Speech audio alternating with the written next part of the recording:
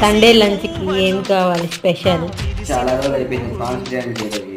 చిరు చిరు ఆశలు ఈ గలగల ఊసులు కలబోసి చేసినవి కిలకిల నవ్వులు వెలబోసి సిరులు కొనలేరెవ్వరు దేవుడే ఆదివి నుండి పంపిన దీవెనలు ఎప్పుడు ఈ కోవెలలో వెలిగే దీపాలు సిరి మౌవలు ఆ విరిసిన పువ్వులు చిరు చిరు ఆశలు ఈ గలగల ఊసులు.